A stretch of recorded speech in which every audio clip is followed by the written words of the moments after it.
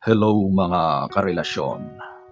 Bakit nga ba sa tuwing nakakakita ang isang lalaki ng babaeng nakapula na lipstick at naka-red na damit, parang nabibighani, parang nakakita ng isang napakagandang tanawin, literal na humahanga agad? Bakit ang simpleng kulay na ito ang itinuturing na ultimate weakness ng mga kalalakihan?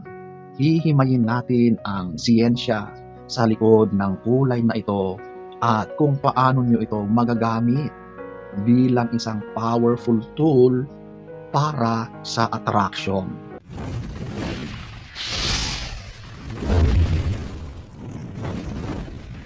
Oops, disclaimer ulit tayo. Hindi lahat ng lalaki ay ganito. Pero may mga kalalakihan na attracted sa ganitong kulay. So punta na tayo sa number 1, the evolutionary signal. Ito yung tinatawag na call of nature. Ayon sa mga psychologists, ang kulay pula sa mga labi o pisngi ay isang natural na signal na maayos ang daloy ng dugo o blood circulation. Nagsisimbolo ito ng vitality at fertility.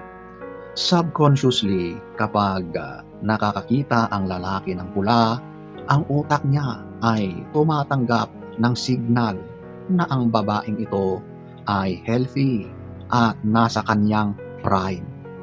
Ito ay isang instinct na nagmula pa sa ating mga ninuno na hinding-hindi basta mabubura ng panahon. Ang pula ay kulay ng buhay at ang buhay ay nakakaakit. Number 2, the red dress effect. Maraming eksperimento ang nagpapatunay na ang isang babae ay nakikitang mas attractive at mas malakas ang appeal kapag pula ang suot niya kumpara sa ibang kulay. Sa isang kilalang pag-aaral, napatunayan na ang mga lalaki ay mas handang gumastos at mag-effort sa isang babaeng nakapula. Ang kulay pula ay nagbibigay ng contrast sa gitna ng maraming tao. Ang pula ang unang napapansin ng mga mata. Binabago nito ang perception ng lalaki. Mula sa pagiging ordinaryo, nagmumukha kang extraordinary at high value. Ang pula ay nagsasabing, eto, tingnan mo ako. Karapat dapat ako sa attention mo. Di ba? Parang nagkaroon ng confidence boost. Number 3, the psychology of passion and danger. Ang pula ay may dalawang mukha, pag-ibig, love, at danger. Ang pula ay nagpapataas ng tibok ng puso at naglalabas ng adrenaline. Kapag nakakita ang lalaki ng babaeng naka-red dress, ang kanyang katawan ay nagkakaroon ng mini konting adrenaline rush. Naghahalo ang kaba at excitement.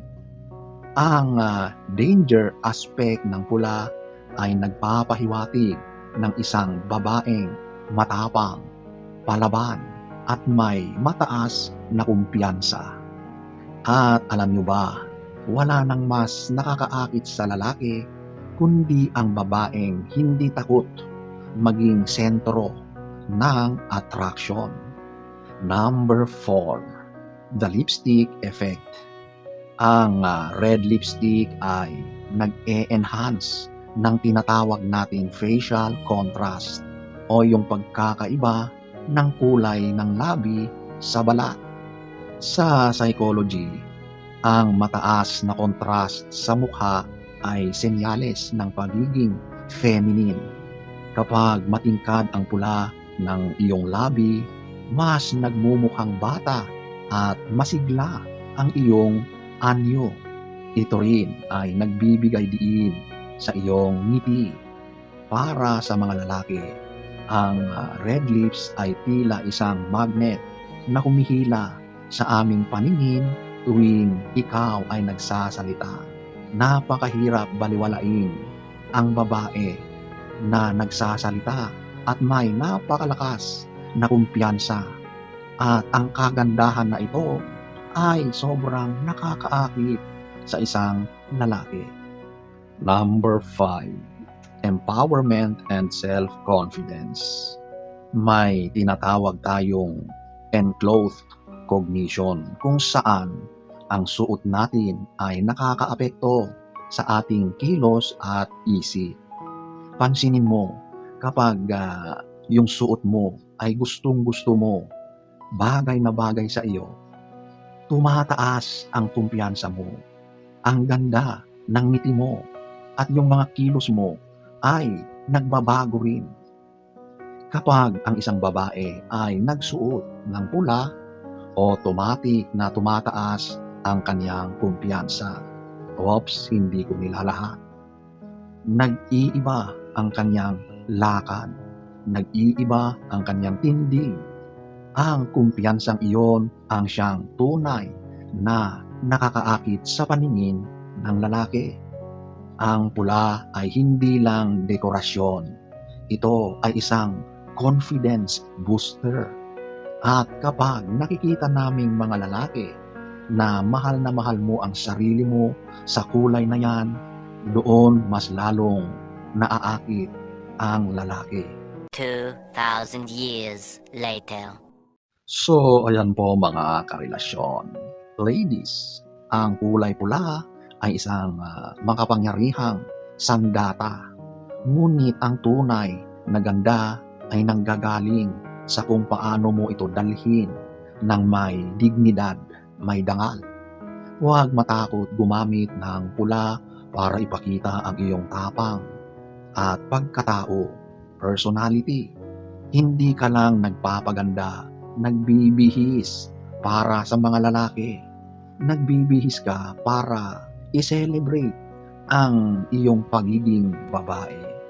Gamitin ito para itaas ang iyong halaga at panoorin kung paano mo mabibighani ang mga nakapaligid sa iyo.